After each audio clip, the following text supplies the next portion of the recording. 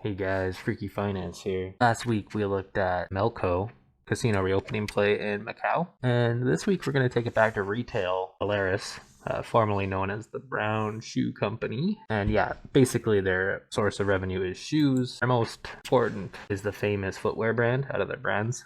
They do have a portfolio of brands. The only one I'm actually familiar with is Allen Edmonds. I'm not a big fashionista kind of guy. And then Bionic is one that they picked up in 2018 that we'll talk about. We'll talk about Allen Edmonds as well, but they do have a big house of brands, I'd call it. But their primary driver of revenue is the famous footwear stores. So when we break down their business, you can see they have a long history. 1878. Anyway, men's footwear and children's footwear, it's about a third of the business. So you can see women's footwear is the dominant revenue driver for the company. Shoes in general are 94% of the company. So while it does sell clothing and accessories, it's a very small part of the portfolio. So really this is a shoe retail play. So their history, we're not going to go through the whole thing. It's about 160 years. I did think that was interesting for context that back in the 1860s, they used the same shoe on the left and right foot. And it's hard to tell men's and women's shoes apart. That makes sense. Things have definitely changed. What else? Oh yeah, this 1885 thing about, this is kind of neat that they're going to give $5 to people if they can find paper in the outsoles, insoles, or heels of any shoe bearing this trademark, the 5-star mark, which is what the company is known for and kind of branded itself around over the years. Anyway, what else? Oh yeah, 1917. So I did think this was interesting. World War I provided leather shoes for the U.S. Army. Though a lot of American companies did that during war times. Dun, dun, dun, dun, dun. Calares, so yeah, so 2015 they rebranded from Brown Shoe Company into Calares, so I own it as Calares and I know it as Calares. 2017 they acquired Allen Edmonds, and men's dress shoes, probably the only one I'm targeted. the only brand I'm really familiar with outside of Famous. And then they did acquire Bionic Group, which I'm bringing up because it's important, because they did pay a decent amount and it affected the balance sheet going into COVID. Okay, so just the breakdown of brands. Famous Footwear I've already mentioned is, and we'll go through the numbers in a second. It's trying to go pretty quick here. But anyway, Famous, they have brands carried by other manufacturers, so like Nike, Adidas, Vans, Converse, Crocs, right? And they have their own house of brands that they also sell at their stores. And you can see their shoes range from $20 to $260 for boots. And they have been slowly targeting and removing stores. Brand portfolio side, so the other side of the business, though they do link together, just as how they report it. It's kind of like a house of brands, and they've had their own brands that they grew, and then they've also acquired quite a bit of brands. And then again, they acquired Bionic in 2018. And for me, because I'm not really a fashion guy, I just like to see what the price is, because it kind of tells me the type of customer they're trying to attract, right? So 40 to 250 for boots. That element. Malibu is one they acquired. It's very small, relatively small acquisition relative to the other two that we've talked about. And you can see Allen Edmonds 245 shoes for 895 boots, so slightly more upscale. And this is one to watch for the men's side. And on my mind, it is competitive. It's not as competitive as the women's side. But you can see that they do make a decent amount of money on shoes. So they did buy Bionic for $360 million in 2018. That's not a small amount for this company. This company is very small. They did also acquire Allen Edmonds for $255 million in 2016. So those aren't small acquisitions, right? 255 plus 360. You're already over $600 million. So sourcing operations is pretty interesting. They get quite a lot of their pairs, at least in 2020, from China and Vietnam. You can see pretty much the bulk of it. And we'll see this play out in Q3 and Q4 as well, because what's happening is we've seen those container ships being delayed with the Delta variant at this time. So we're likely to see some scarce inventory for a bit anyway. But we'll see. Maybe they're just stuck in the water for a bit, a bit longer. But that did come up in the call, and we'll talk about that in a second. And you can see here just kind of their supply chain. So they have their sourcing offices, China, Vietnam. They have their factories in Thailand, Cambodia, India, Ethiopia, Spain, and Portugal. But yeah, so fairly scattered, but we did see on that sourcing that they do rely on China and Vietnam for the bulk of their production. Let's jump into the numbers before I go through the presentation. So, all right, so the numbers. So they're night and day between quarterly and annually. The last quarter looks really good, and the 3-year comparison does not look very good because COVID impacted this company pretty heavily during the initial panic. So let's go through the annual first, and we'll talk about the nice quarter that they just had. You can see Famous was pretty flat, 1.6 billion year over year. And then it got hit pretty hard in COVID, down about 20% on the year. Similar story at Branded, but even worse. So but they were climbing. But again, they were making acquisitions in 2018, so this isn't all organic revenue growth. So, but they did hit 1.4 billion in brand portfolio revenue. But COVID had no mercy on that line, and they were down 35% year over year. So grand total about 700 million less in revenue, which isn't small on a $2.9 billion number. Total revenue went from 2.9 billion to 2.1 billion. It's a pretty big hit. COGS to go down as you'd expect with revenue being down, but not enough. So you can see the GMD shortfall is about 400 million. Did cut SGA, but again, not enough. Importantly, note that 100 million that they've cut during the COVID panic is expected to be permanent and reoccurring. And they did this through lease negotiations, which we'll talk about, which I think is important to this company in 2021, 2022, 2023. That's why I'm invested in it, and I should leave with that. I do own this company. Probably going to add after this latest quarter if it keeps pulling back. But yeah, I'm in at 1933. Honestly, it's a steal right now too, so I'm in my head. That's why I'm doing a video after the earnings call, because they just did an earnings on Tuesday. Today is September 4th, 2021. They did have some impairments and restructuring charges, so it makes the bottom line look even worse because they have these non-cash charges. And the interest expense was also increasing because the balance sheet got weak going into COVID. One, they pulled the line during COVID as a precautionary measure. And two, they also added debt during the 2018 year because they're making acquisitions.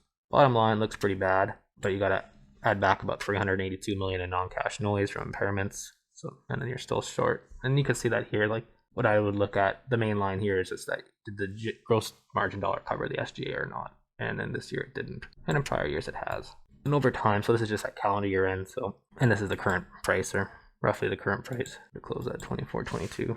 So anyway, you can see that really it was in a range bound. We'll talk about the chart in a second, but it was between 20 to 30 bucks a share. Just closed at 24.22 on Friday. So you can see the market cap has been going down relative to what it used to be. Part of that is actually function of share price, but also they've been buying back shares. And importantly, I won't bring this up on the call, is that they also brought back about $8 a share during the COVID panic, which wasn't small, about 7% of the company. And that's important because at the time this company was getting destroyed, right? So it tells me that the management was smart and they took advantage of the pullback in shares, which I like to see.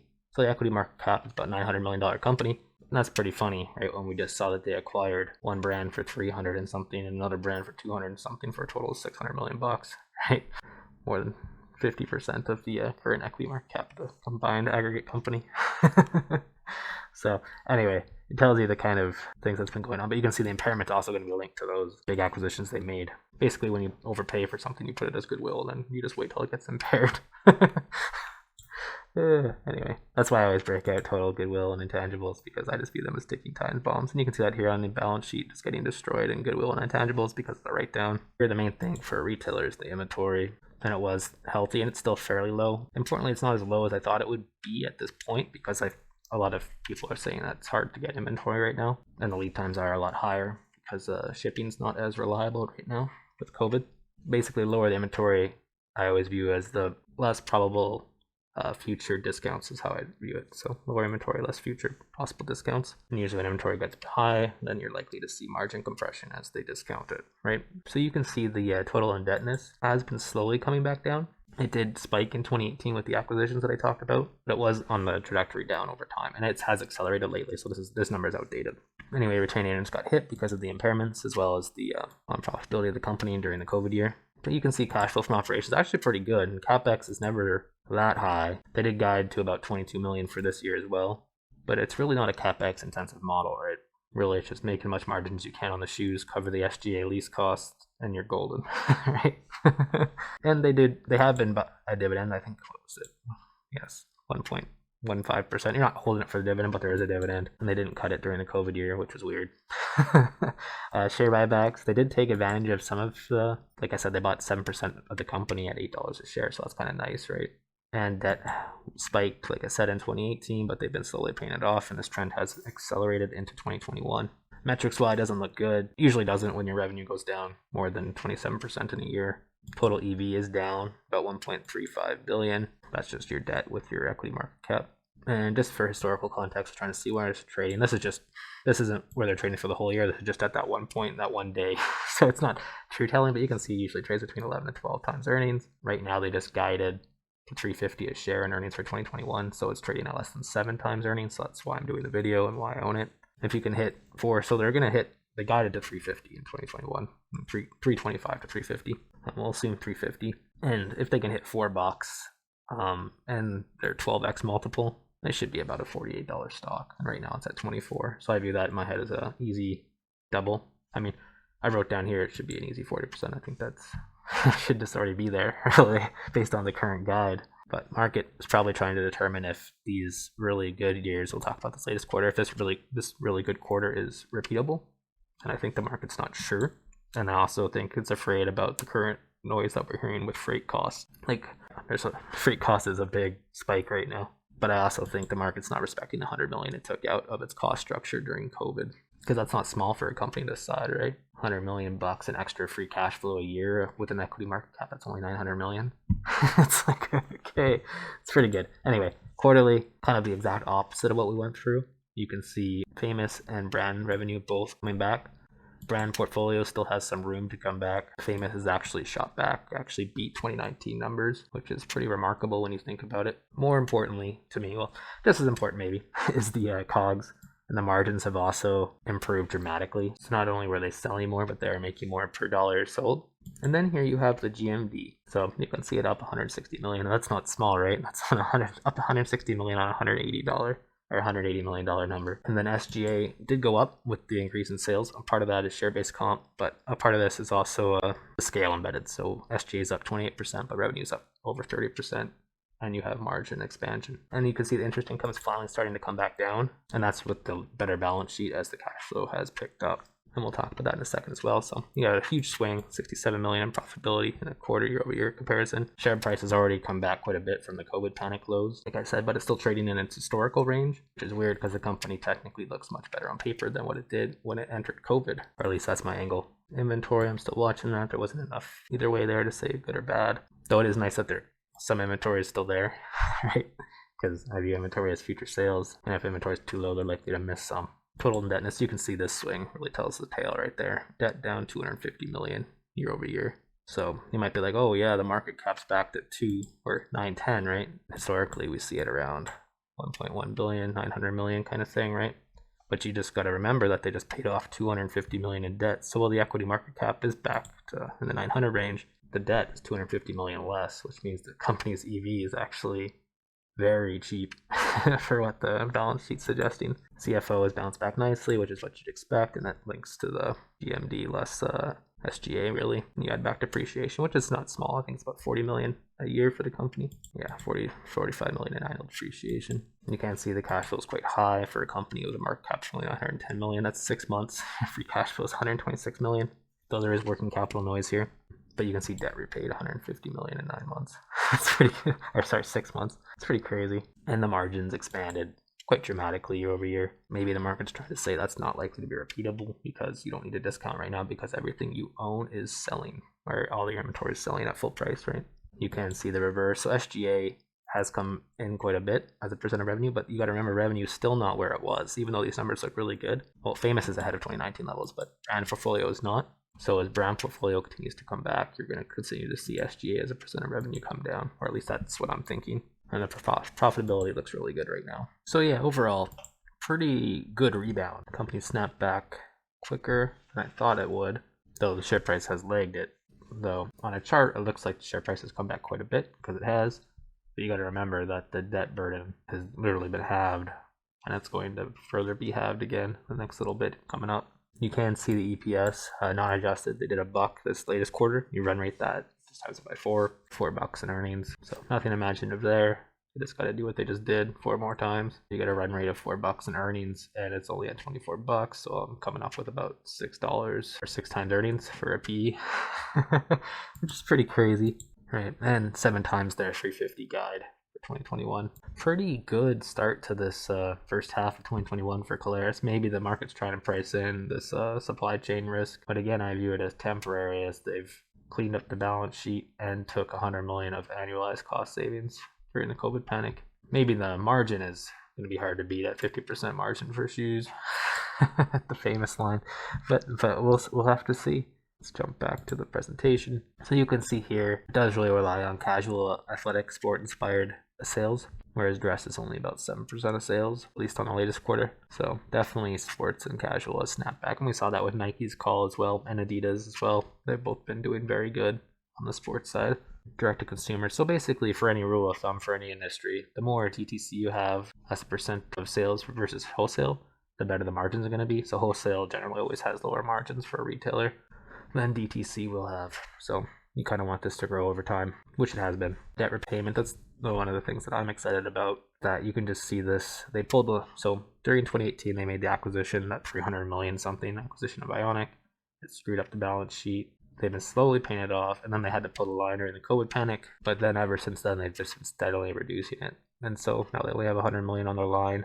They do have these senior notes up here, about 200 million worth. And they did have 200 million worth still in this end quarter. But importantly, during August, so it's already happened now, but as of the latest quarter, it didn't, is they've already paid half of the senior notes off as well. And that's not small as well. That the senior notes, we'll talk about that in a second, but they're about 6.5% yielding versus the line, which I think it's only about 3 or 4%. So pretty much just more interest savings. And this company has enough cash to cover these debt and get this to zero. We'll see if they can actually hit this at 200 million target at the year end this year on the revolver. And they could technically pay that off by 2022, which is pretty crazy. So basically what I'm saying is we should continue to see pretty good GMD, continued scale on the SGA, and then you have interest expense coming in as well, coming down. So you get these like wins in almost every line, which is pretty unusual. This is them talking about the revolver. They paid down another 100 million during the period, so during the quarter. Our overall indebtedness by 340 million for the last 5 quarters. Yeah, we elected to call 100 million or half of our outstanding $200 million notes on August 16th. Just talked about that, and they said, yeah, it's going to save us some extra money, and we're going to shift the balance due from the senior notes to the revolver, and that will save some more interest as well. Pretty interesting. And just to show it here on their balance sheet, this is the year-end balance sheet, so not the latest quarter, but you can see that this is where the revolver is, and it's slowly been going down.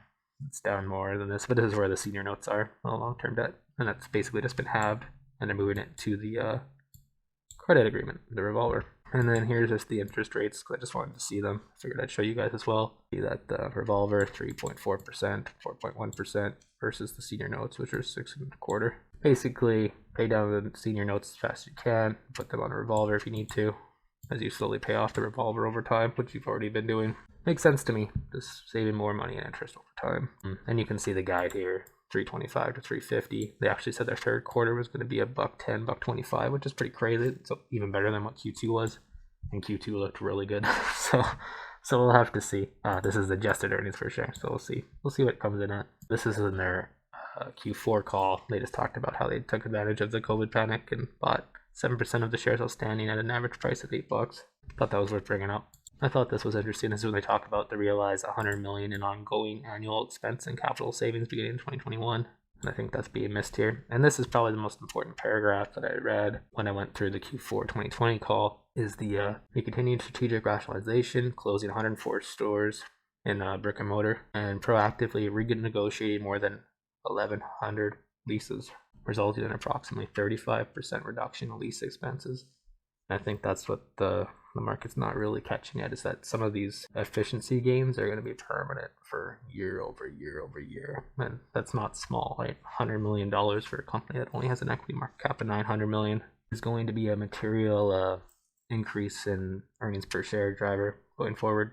At least that's my angle. And they do talk about the margin expansion, and they do say again that it's full price selling, so no discounting, and lower promotional environment, so less spending on marketing. Basically, things are moving quicker, so they don't need to spend as much on discounts and marketing.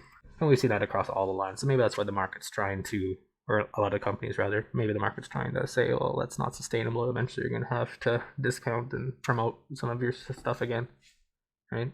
Which is probably true. But at the same time, the company is materially better than it was before it entered COVID, even though the share price does not reflect it. And this was the delay comment. So yeah, they did say there's delays on the water, right?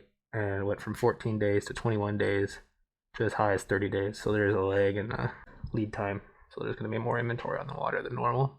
So again, that further supports the margin expansion. But it could restrict sales, right? That's what I'm trying to say here. And I thought that was worth bringing up as a risk. Another risk is that the CEO continues to be a seller of the shares. Pretty much every month she's selling some shares. Something to keep in the back of your head. But yeah, it's just weird to see someone selling when their stock is literally trading at 7 times their guide, right? 7 times earnings when they're current year guide. It's just weird. So I'll have to see. Something's going on here probably, or maybe that's why the share price is acting like it has, because the market thinks something's going on. But anyway, it has looked like the share price has recovered on a chart, but like I said, The debt's been halved and it's gonna slowly approach zero as we enter 2022. And that's not captured here. So you have a better balance sheet, lower interest expense, better cost profile, 100 million less in costs a year. Then you have the current margin expansion with the lack of promotions and discounting as everything's being sold at full price. So I'll have to see sustainable or not. Regardless, at 7 times earning, it looked too good for me anyway, so that's why I bought it. Ideally, I'm looking at it again to add because the latest quarter was just that good, and the guide, it looks looks really good. But I mean, yeah, maybe I'm missing something here, but yeah, 6 times what I think they're able to do, and 7 times what they think they're able to do. So anyway, just interesting time to be an investor, that's for sure. Anyway, I'd like to know your thought on Calares, or if there's any other shoe companies out there, and have a great rest of your week.